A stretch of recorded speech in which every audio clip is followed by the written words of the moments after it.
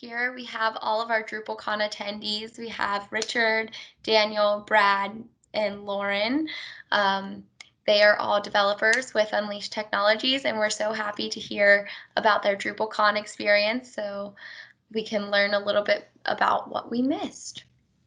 So to start off, how did you guys prepare for the DrupalCon virtual event? I know DrupalCon was virtual for the second year ever. That means, there's a lot more preparation. How did you guys have to prepare to get ready to go to DrupalCon? Lauren, would you like to start? I mostly went through the schedule and figured out what I wanted to see. Most of the time, a lot of the classes I wanted to see were at the same time. So it was kind of prioritizing in my calendar about when I was going to be in sessions. Nice. How long did that take you guys, and how long did they have the schedule up for? Richard? I think the schedule's up for a few weeks. It's all pretty accessible on the event website. But yeah, you went through it and you can add them to your schedule, sort of get your own personalized list of what you want to attend. But yeah, it takes, maybe half an hour to scroll through every day and look through it and put everything together. Gotcha. How did you choose what sessions you wanted to go to? Daniel? It was largely based on what I thought would be beneficial for expanding my skill set, expanding the skill set of members of the team, and potential expansions of what we do here at UT. They're exploring new opportunities and new technology that would benefit UT and our clients. Cool. Do you guys happen to have like a schedule still? Like, did you get it emailed to you or? It's still, we log into our website, and if we put it in I know I put some of mine in my Outlook calendar. Okay, awesome. Yeah, it's great to help you navigate those things, to have the reminder that pops up. So was it difficult to figure out what you needed and where you needed to go once your schedule was popped in? That's an excellent segue. Or did it kind of like give you a message like Teams gives you? It was largely, yeah, it was largely you had to make sure that you were paying attention to what was happening either in the live stage or any of these sessions. So I found it advantageous to create events in Outlook, which also helped inform my product manager when I would be free or busy. Makes I didn't sense. find out till later that there was a little subscribe to your schedule where you could just import it into Outlook. That would have been nice to know. It was at the very bottom of your schedule on the website. That's news for next year. I'll have to remember that one. Good to know. Yeah, I think every year it definitely gets better and better. For years, like last year, I know that there was issues even signing up for the certain schedules. So I'm glad that you all were able to get into everything. What sessions did you go to? What did you find most enlightening, Brad?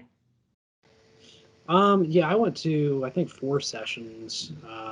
And I think the most interesting one that I went to was they were integrating Gatsby with Drupal. And that one was pretty interesting to see how they were like migrating data using the APIs that Gatsby has. And basically they had a Drupal website, and then they had, it was kind of weird use case, but anyways, they had 2 pages that they wanted Gatsby to run off of this Drupal site, just kind of make it its own thing. So that was one of the sessions that I found really interesting and learned some stuff through. Cool. And did they have like infographics and a spreadsheet for you? That's a good question. I guess I just watched the presentation through the the live video. So if there was associated files, I didn't see them. But the presentation itself was really good with visuals and just explaining how they did things. Yeah. They gave us a link with a lot of the slides that you could download for the presenters that actually put them up there. Oh, that's a nice touch. Did you guys feel like you got something extra from attending DrupalCon live versus watching some of the presentations after the fact? Daniel or Richard? It looked like Yeah, you were into that question. Yeah, well, I did have to go back and review one or two that were moving along very quickly. There were a lot of very short sessions, and they had to just crank through very complex material. So there were times where I had to write a note saying, "Go back and review this one." Yeah. As someone who's been to in-person DrupalCons, I think definitely the fact that the videos were uploaded, within 24 hours was convenient and nice to be able to go back and revisit them.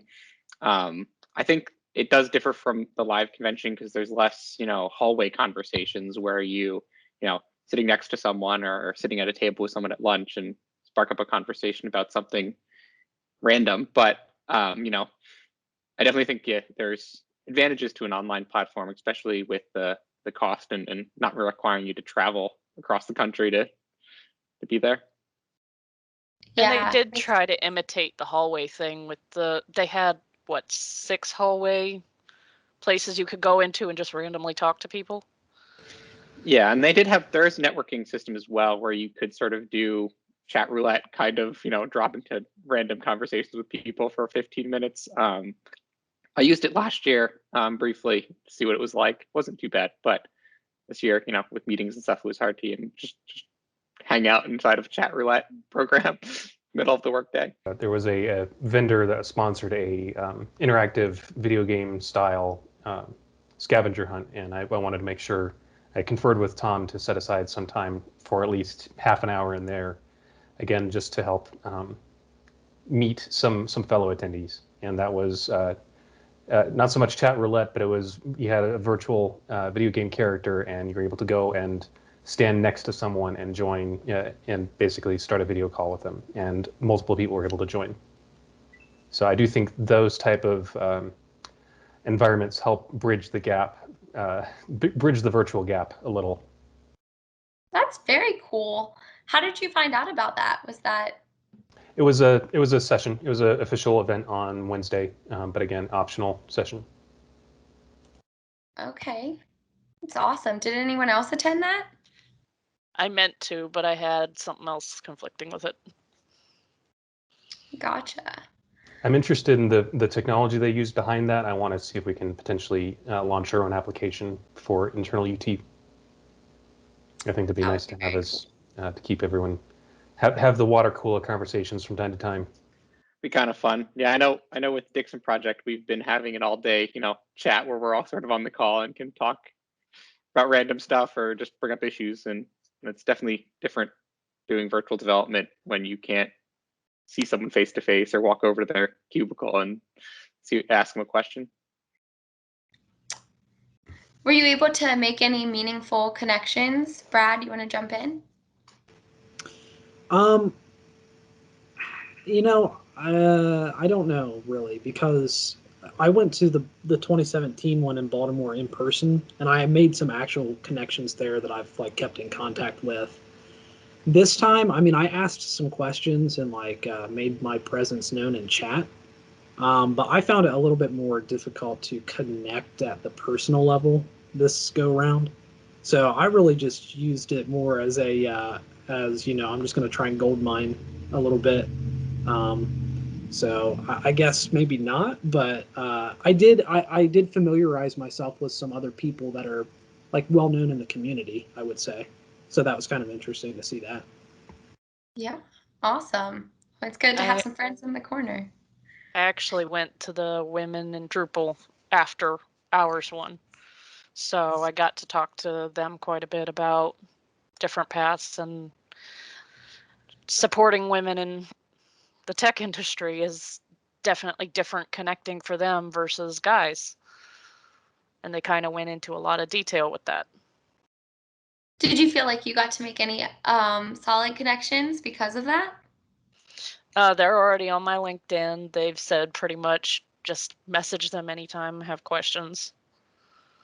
So awesome. Hopefully it'll be long term. For sure. What was your favorite question, or your favorite session, and why?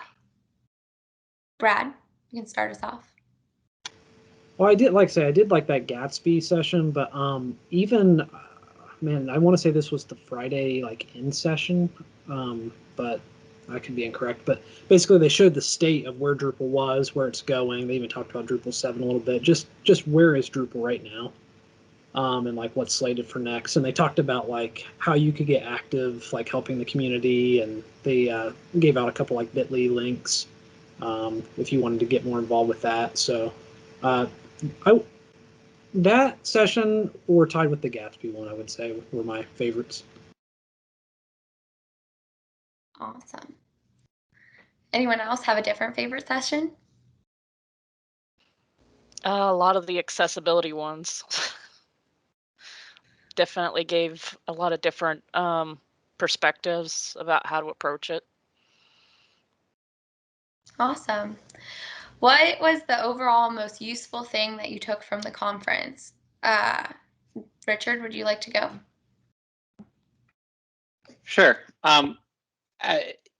There's a trend every year of very similar talks. So, Brad mentioned Gatsby before. I've, heard the Gatsby talks. I understand, some things about Gatsby already. So what I find interesting every year is sort of learning about, where Drupal's going, sort of the new things, the new unique talks. And I think there was a large focus this year on sort of where things are going and how to, continue growth of Drupal and the community. So there was a talk that I was I listened to. I think the title was Musings on Open Source Development in Drupal, or on growing open source development in Drupal. And it was interesting to see, the question that sort of the moderator had was, how do you get companies, how do you get individuals, how do you get, higher ed to contribute more to Drupal, or different, organizations who use it to contribute more. And, that was sort of the basis of the conversation. And, it was interesting to see, what people's opinions were on, how to grow Drupal's use throughout, different areas. Where is Drupal going? It's a good question. Decoupled, Daniel, definitely you wanna jump in? decoupled. Yeah, definitely decoupled, sure. Yeah, decoupled, much lower maintenance with automated updates. They're doing an automated update initiative. They're also working to make it more accessible to non-developers with their they're launching a new a project browser initiative, which is again tightly reliant on the automated updates functionality. So they're wanting to make this a much more approachable platform, and yet still retain all the power. And to build off that, not even just on the site building aspect, but also on page building and content management aspect with things like the workflow module that got added to core a year or two ago, layout builder, and trying to flush out the usability of the platform as an editor as well. It's been a major focus. And is that coming with Drupal 9? Those systems, yeah, they Drupal 9, both layout builder and whatever other one I mentioned are stable. There's also some new themes and base environment to sort of start with a fresh site with a new look and feel that sort of modernizes what Drupal's had for the last 10 or so years. Awesome. What do you think the overall community impact of this last DrupalCon was? To get everyone together, to learn all these new things? What do you think the feeling or the emotion was on the way out? Lauren? I think the biggest impact was pretty much the amount of people that might not have been able to attend otherwise, simply because it was completely virtual. You didn't have to pay for a hotel. You didn't have to pay for a flight. So Awesome. I lost track of how many different accents I counted. Pretty much from all over the world. Very rarely was I in a group where it was all people in the US. Brad, you went to a DrupalCon before, and Daniel as well. Would you guys say that that is something that you experienced in the DrupalCons before, the diversity, or is that new to this virtual format?